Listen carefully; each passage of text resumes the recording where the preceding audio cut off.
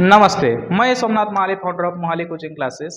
हमने क्लास 10 का साइंस का पार्ट फर्स्ट स्टार्ट किया है और उसमें पहला जो चैप्टर है ग्रेविटेशन वो स्टार्ट किया है और उसमें आज हम देखने वाले केपलर्स लॉ।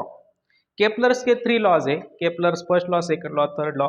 वो क्या क्या लॉ है आज हम उसे देखने वाले हैं। तो Kepler's first law, Kepler's first law. Kepler's first law states that the orbit of planet is an ellipse. The orbit of a planet is an ellipse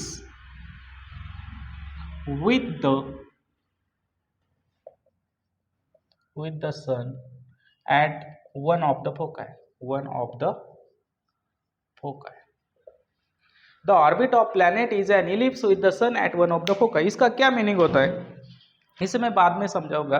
पहले हम उसकी थोड़ी सी पार्श्वभूमि देख लेते हैं। पहले क्या होता था पुराने जमाने में कि लोग बोलते थे कि अर्थ जो है ना वो फ्लैटर है, पर बाद में पता चला, बाद में साइंटिस्ट ने खोजा कि नहीं, अर्थ फ्लैटर नहीं है, फ्लैट सरफेस नहीं है, वो राउंडेड है। आई थिंक वो साइंटिस्ट गैलीलियो था। पहले ऐसे भी माना जाता था कि हमारी जो अर्थ है ना वो सेंटर में है और उसके आजू बाजू में बाकी के जो प्लैनेट्स है, स्टार्स है, वो रिवॉल्व कर रहे हैं।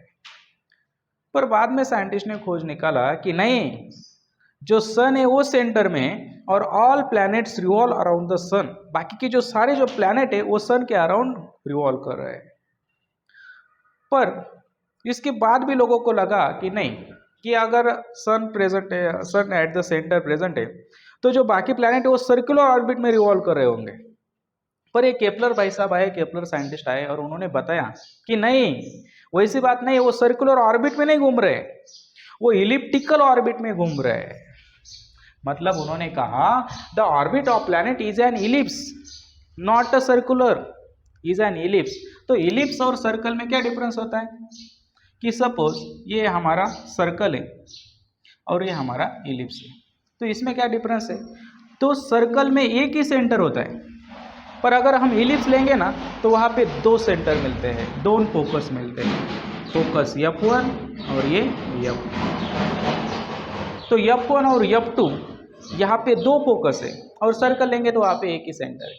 और इलिप्स कैसे मिलता है हमें? तो अगर हम कोई कोन लेते हैं और उसे हम स्लैंटली कट करते हैं तो ये जो बीच वाला पार्ट है ना, ये हमें इलिप्स मिलता है। जाने तो इतने डीप में जाने की जरूरत नहीं है। पर जो हमारी जो प्लैनेट है, ऑर्बिट ऑफ प्लैनेट है, वो इलिप्टिकल है, सर्कुलर नहीं है।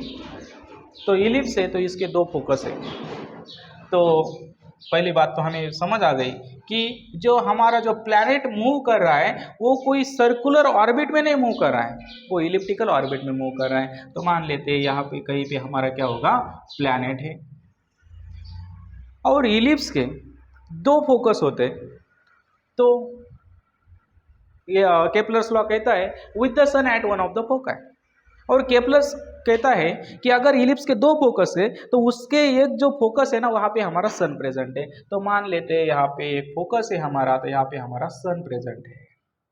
तो यही हमारा केपलर्स फर्स्ट लॉ। क्या कहते हैं Kepler's first law? The orbit of planet is an ellipse with the sun at one of the focus. जो हमारी ऑर्बिट है प्लैनेट की वो सर्कुलर नहीं, वो इलिप्टिकल है, इलिप्स है। और दूसरी बात केपलर से कहता है कि with the sun at one of the focus है, और सन कोई इधर उधर नहीं प्रेजेंट है, बीच में नहीं प्रेजेंट है, वो at the one of the focus, one of the focus है, एक फोकस पे वो सन प्रेजेंट है। तो ये हमारा केपलर्स फर्स्ट लॉ। अब देखते हैं हम केपलर सेकंड लॉ। तो केपलर सेकंड लॉ क्या कहता है? केपलर सेकंड लॉ,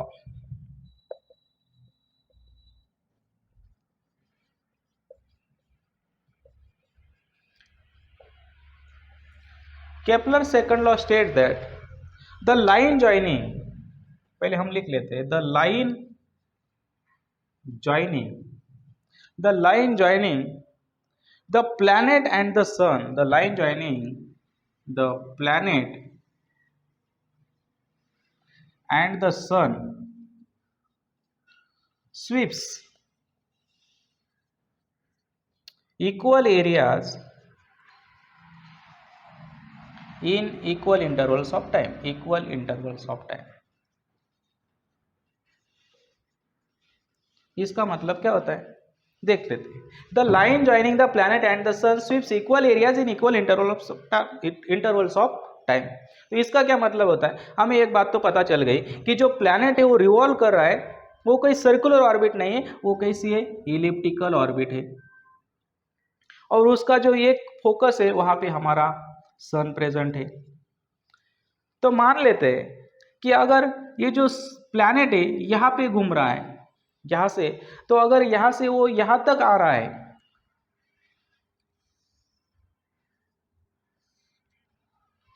तो अगर मान लेते हैं प्लैनेट ये पॉइंट पे था और वो बाद में रिवॉल्व करते करते पॉइंट बी तक आ गया, और ये से बी तक उन्होंने जो डिस्टेंस कवर किया वो 1 महीने में कवर किया, 1 मंथ में।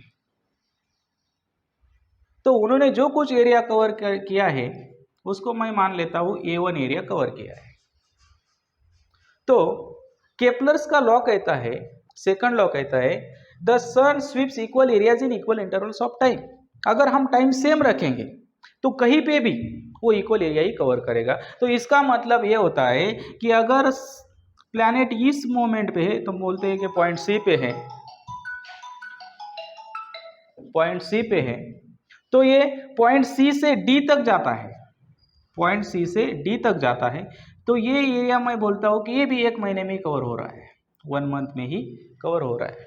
तो टाइम सेम है ना, तो इसका भी एरिया क्या होगा, सेम ही होगा, A1 ही एरिया होगा, क्योंकि Kepler second law states that the line joining the planet and the sun sweeps equal area in equal interval of time. अगर टाइम हम सेम रखेंगे तो वो जो एरिया कवर करेगा वो एरिया भी सेम ही रहेगा, कहीं पे भी मेजर कर लो, अगर टाइम सेम रहेगा तो एरिया भी सेम रहेगा। ये हमारा केपलर सेकंड लॉ। और केपलर थर्ड लॉ क्या कहता है, Kepler's third law, Kepler's third law क्या कहता है, Kepler's third law, the square of its period of revolution, the square of period of its revolution around the sun is directly proportional to the cube of mean distance of planet from the sun। तो इसका क्या मतलब होता है, Kepler third law क्या कहता है, the square of period of its revolution around the sun is directly proportional to the cube of the mean distance between planet and sun और प्लैनेट फ्रॉम द सन। तो इसका मतलब क्या होता है कि हमें अब ये बात पता है कि जो प्लैनेट रिवॉल्व कर रहा है वो इलिप्टिकल ऑर्बिट में रिवॉल्व कर रहा है। तो मान लेते हैं ये हमारा क्या है, प्लैनेट है, और sun present at one of the foci, एक फोकाई पे, एक फोकस पे हमारा सन प्रेजेंट है। तो प्लैनेट और सन इन दोनों के बीच में कुछ ना कुछ तो डिस्टेंस होगा, वो डिस्टेंस होगा r। और यहाँ पे हमें बताया है the square of period of its revolution around the sun, क्या बोला है, the square of period of its revolution. Revolution किसे कहते हैं, अगर सन है, सन के अराउंड जो प्लैनेट रिवॉल्व कर रहा है, वो सन के अराउंड घूम रहा है, उसको बोलते हैं हम रिवोल्यूशन। पर अगर कोई प्लैनेट है उसके एक्सिस के अराउंड अगर घूम रहा है ना, तो उसको बोलते हैं हम रोटेशन। रिवोल्यूशन किसी चीज के अराउंड होता है और रोटेशन उसके एक्सिस के अराउंड होता है। तो हमें बोला है पीरियड ऑफ इट्स रिवोल्यूशन, तो रिवॉल्व कर रहा है, तो यहां से प्लैनेट यहां तक आने के लिए उसको कुछ टाइम पीरियड तो लगेगा, तो वो जो टाइम पीरियड है उसको बोलते हैं हम पीरियड ऑफ रिवोल्यूशन, वो नोट करेंगे हम कैपिटल टी से। तो उन्होंने बोला है square of period of its revolution मतलब T square is directly proportional to the cube of the mean distance of planet from the sun। तो डायरेक्टली प्रोपोर्शनल है किससे, क्यूब से। कौन सा cube, the distance between planet and sun. तो distance है r, तो हमारा हो जाता है T square directly proportional to r cube. ये डायरेक्टली प्रोपोर्शनल का सिंबल अगर हमें निकालना है तो हम क्या करते हैं, कांस्टेंट लेते हैं, तो हमारा हो जाएगा T square is equal to K R cube. तो के की वैल्यू हमें मिल जाएगी K is equal to T square upon R cube. तो ये हमारा केपलर्स थर्ड लॉ। अब ये तीनों के तीनों लॉ क्या है हम एक बार देख लेते हैं। केपलर्स फर्स्ट लॉ बोलता है कि orbit of planet is an ellipse with the sun at one of the foci. जो हमारा ऑर्बिट है, प्लैनेट का जो ऑर्बिट है वो कोई सर्कुलर नहीं, वो इलिप्टिकल ऑर्बिट है। और इलिप्स के दो फोकस होते हैं, तो एक फोकस पे हमारा सन प्रेजेंट है, केपलर्स फर्स्ट लॉ बोलता है। सेकंड लॉ क्या कहता है, the line joining the planet and the sun sweeps equal areas in equal intervals of time. इसका मतलब होता है कि अगर टाइम हम सेम रखेंगे तो सेम टाइम में कहीं पे भी, पूरे इलिप्स में कहीं पे भी वो इक्वल एरिया ही कवर करेगा। मतलब t1 टाइम लेंगे तो एरिया a1 ही कवर करेगा, और कहीं पे भी हम t1 टाइम लेंगे तो a1 एरिया कवर करेगा। और थर्ड लॉ क्या कहता है कि square of distance square of period of its revolution, अगर उसका रिवोल्यूशन का जो पीरियड है तो उसे बोलते हैं कैपिटल टी, उसका हम स्क्वायर करेंगे तो वो डायरेक्टली प्रोपोर्शनल रहेगा किससे, cube of the distance of planet from the sun. Planet and sun के बीच का जो डिस्टेंस है उसके क्यूब के डायरेक्टली प्रोपोर्शनल रहेगा। तो हमने डायरेक्टली प्रोपोर्शनल लिखा और कांस्टेंट के की वैल्यू भी फाइंड की। तो ये केपलर्स के तीनों लॉ इंपॉर्टेंट टॉपिक है, एग्जाम में आ सकता है।